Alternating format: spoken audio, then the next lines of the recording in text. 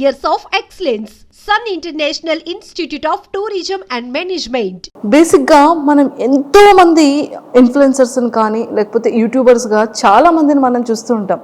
కొంతమంది మాత్రం మనందరి ఫేవరెట్ అయిపోతుంది, చాలా ఇన్స్పిరేషన్ అయిపోతుంది. ఎన్నో లొకేషన్స్ని తను చేసే వీడియోస్లో మనకి కనిపిస్తూ ఉంటాయి.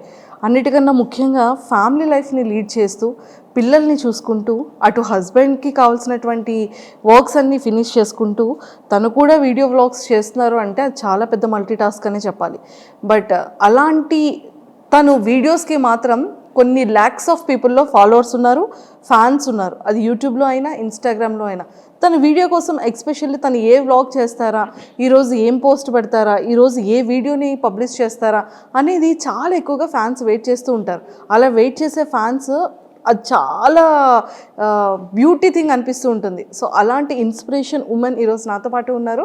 సో మన అందరి ఫేవరెట్ అనమాట. అండ్ తన స్లాంగ్ అయితే చాలా చాలా నచ్చుతుంది అందరికీ.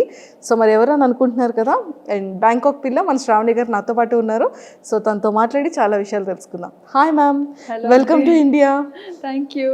Welcome to I dream. Thank you. ఎలా ఉన్నారు? బాగున్నానండి. బాగున్నారు, సూపర్. అందరిలో ఫేవరెట్ థింగ్ ఏంటి అంటే మీరు ఈరోజు ఇలా వచ్చేసాం, ఫేస్కి ఏదో పెయింట్ వేసింది, అది చూస్తే పకోడీ అయిపోయింది. అసలు నన్ను నేనే ట్రోల్ చేసుకుంటా. ఎంత న్యాచురల్గా చెప్తారు, అసలు చాలా చాలా బాగుంటాయి మీ వీడియోస్ అన్నిటికీ కూడా. సో ఐఎమ్ ద అంటే అంతమంది ఫ్యాన్స్లో నేను కూడా ఒక ఫ్యాన్ అనమాట. అవునా? Thank you. సో అంత ఫాలో అవుతూ ఉంటాను మీ ప్రతి వీడియో, మీ ప్రతి వ్లాగ్ కూడా. సో అన్నిటికన్నా ముఖ్యంగా ఫస్ట్ ముందు తెలుసుకునేది ఫ్యామిలీ బ్యాక్గ్రౌండ్ ఏంటి? డాడీ వాళ్ళు, మాది యాక్చువల్లీ విజయనగరం, పుట్టి పెరిగింది అంతా విజయనగరమే. మా హస్బెండ్ వాళ్ళు పెరుమాలి, బట్ వాళ్ళు స్టడీస్ కోసం అని చెప్పి విజయనగరం వచ్చేసారు. Okay.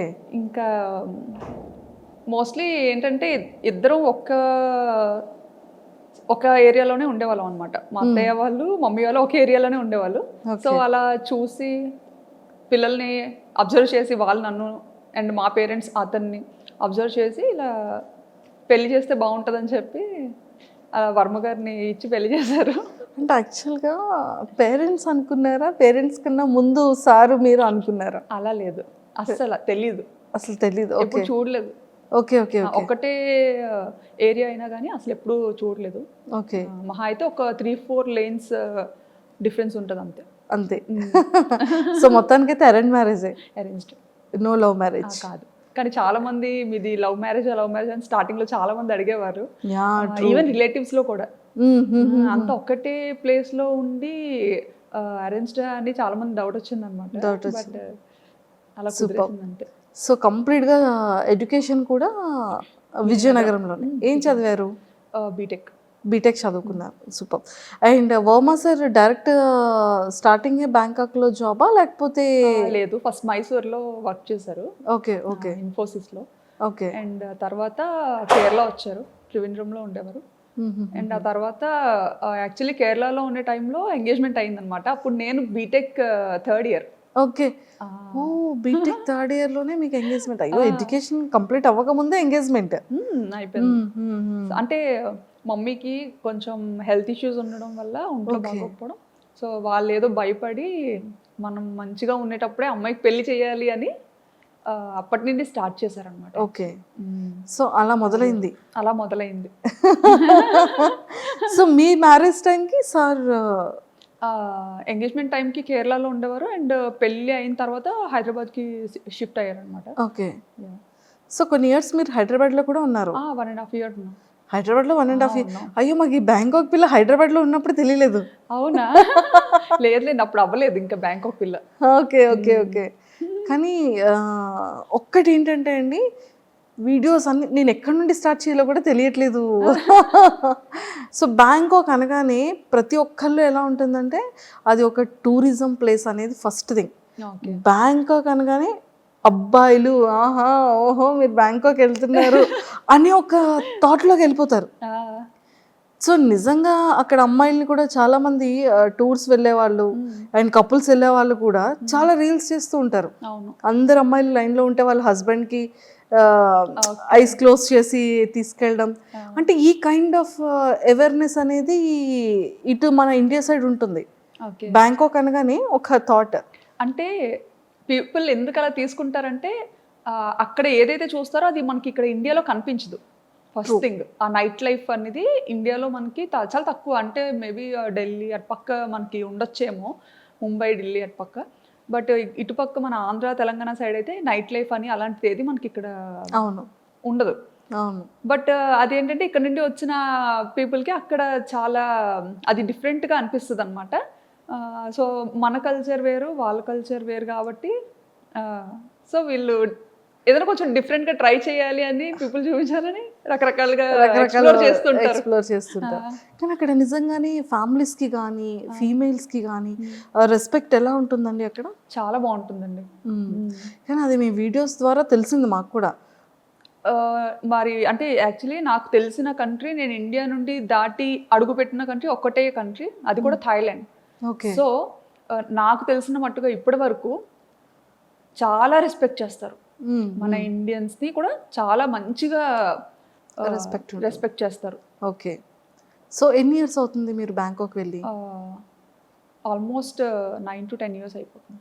Oh my God, 9 to 10 years అయిపోతుంది. అసలు తెలియలేదు. 2016లో 2016 పాప పుట్టిన ఇయర్లోనే. Okay okay okay. పాప బేబీ అప్పుడు తీసుకెళ్లారు. సో మీరు ఈ వ్లాగ్స్ అనేది ఎలా వచ్చింది థాట్? నాకు ఎడిటింగ్ అంటే చాలా ఇష్టం. ఓ, ఎడిటింగ్ చాలా ఇష్టం అనమాట. పిచ్చి పిచ్చిగా చేసేదాన్ని. బీటెక్ అయిపోయి అదే పెళ్ళైన వెంటనే ఒక ఫోన్ వచ్చింది చేతికి. అప్పటి వరకు మన చేతిలో ఫోన్ కూడా ఉండేది కాదు. ఇప్పుడు జనరేషన్తో మారిపోయింది అనుకోండి, అదే షాక్ అవుతుంటాం అనమాట. సో చేతికి ఫోన్ రాగానే అదే అలా ఏదో ఒకటి చేయడం. సో బేసిక్గా నాకు ఎలా అంటే నన్ను నేను స్క్రీన్స్లో చూసుకోవడం ఇష్టం. ఓకే. నన్ను నేను సో ఏదైనా మ్యూజిక్కి మన వీడియో క్లిప్ పెట్టి రకరకాలుగా ఎడిటింగ్ అనేది చేసేదాన్ని అనమాట అప్పట్లో. పెళ్లి తర్వాతే. మేము ఇక్కడ హైదరాబాద్కి వచ్చిన తర్వాత రామోజీ ఫిల్మ్ సిటీ అని ఇంకా చాలా ప్లేసెస్కి తీసుకెళ్లేవారు తిను. సో అప్పటికే మనకి ఫోన్ అనేది కొత్తగా అలవాటు. సో అందులో కెమెరా ఉంది అంటే అది ఇంకా కొత్త విషయం కదా. సో విపరీతంగా ఫొటోస్ వీడియోస్ ఫుల్గా అనమాట నిండిపోయేలా తీసేసుకునే వాళ్ళం. తీసేసుకొని అవి ఎక్కడ అప్లోడ్ చేయాలో తెలియక అదే ఎన్ని హార్డ్ డిస్క్లను పెడతాం. సో అలాగా హార్డ్ డిస్క్లో పెట్టినవి మళ్ళీ అంత ఈజీ కాదు. ఎప్పుడైనా చూసుకోవాలి అనుకుంటే మళ్ళీ తీసి చూసుకోవడం కూడా డిఫికల్ట్. సో మేము అప్పుడు ఒక థాట్ వచ్చిందనమాట. అది మా హస్బెండ్ ఇలా ఎందుకు యూట్యూబ్లో ఒక అకౌంట్ ఉంటుంది, దానికి నువ్వు పెట్టేయాల్సినవన్నీ పెట్టేసి ప్రైవేట్లో ఉంచేసుకుంటే సరిపోతుంది, ఎవరికి కనపడదు కూడా, మనకి మెమరీ కూడా మంచిగా సేవ్ అవుతుంది, నచ్చినప్పుడు డిలీట్ చేసుకోవచ్చు అని చెప్పి ఫస్ట్ థాట్ అది. ఓకే. ఆ పర్పస్ మీదే మేము యూట్యూబ్ ఛానల్ క్రియేట్ చేయడం జరిగింది 9 years బ్యాక్ స్టార్ట్ చేశారు. కానీ మీకు పాపులారిటీ అనేది ఎప్పటి నుండి స్టార్ట్ అయింది? నాకు 2022 అండి. 2022లో. సో సడన్ గా అది బ్యాంకాక్ పిల్ల ఛానల్తో స్టార్ట్ అయింది. ఐ థింక్ ఫస్ట్ దీపావళి వీడియోనా? దీపావళి కాదు, అమ్మవారిది. ఫస్ట్ నేను అమ్మవారి వీడియో ఏదో సమ్ డివోషనల్ వీడియోని ఫస్ట్ వీడియో. నాకు యాక్చువల్లీ అమ్మవారు అంటే చాలా ఇష్టం అనమాట, సెంటిమెంట్ కూడా. సో అంటే ఇది వరకు పెట్టిన ఛానల్స్ అన్నీ జస్ట్ నార్మల్ ఏదో మన ఈ మెమరీ ఇష్యూస్ కోసం పెట్టింది అనమాట. బట్ ఈ బ్యాంకాక్ పిల్ల అనేది రీసెంట్గా స్టార్ట్ చేశాను కదా 2022లో. సో అదేంటంటే కొంచెం మంచిగా ఎడిటింగ్ చెయ్యాలి, కొంచెం నలుగురు చూడాలి అంటే చూడాలి, వీడియోస్ని పబ్లిక్ చెయ్యాలి అన్న కాన్సెప్ట్తో చేశానమాట. సో అలా స్టార్ట్ చేసినప్పుడు ఖచ్చితంగా దేవుడితో స్టార్ట్ చేద్దాము డెవోషనల్గా అని చెప్పి అమ్మవారిని చూపించాను అనమాట. అక్కడ దసరా ఉత్సవాలు చాలా బాగా జరుగుతాయి. దసరా అదే మీది ఫస్ట్ వీడియో నేను చూసాను. అంటే స్టార్టింగ్ మీది సెకండ్ థర్డ్ వీడియో నుంచి మీరు ట్రెండింగ్ స్టార్ట్ అయింది మీది. అవును. విత్ ఇన్ ఫ్యూ వీడియోస్లోనే మీరు జనాలకి వచ్చేసారు. అసలు దీన్ని ప్రీవియస్ ఏంటేంటి వీడియోస్ చేశారు అని చూస్తే ఫస్ట్ది ఐ థింక్ దీపావళి అనుకున్నా. అసలు మీకు బ్యాంకాక్ పిల్లగానే నేను తెలుసు, కానీ అంతకు ముందు నేను స్టైలిష్ తింగర్బుచ్చి. ఓ స్టైలిష్ టింగర్ పుచ్చి మీరేనా? నేనే. ఓ ఓకే, అది కూడా follow. Oh true true true correct. So అది కరెక్ట్గా ఈ బ్యాంకాక్ పిల్ల కన్నా ముందు స్టార్ట్ చేశాను అనమాట స్టైలిష్ తింగర్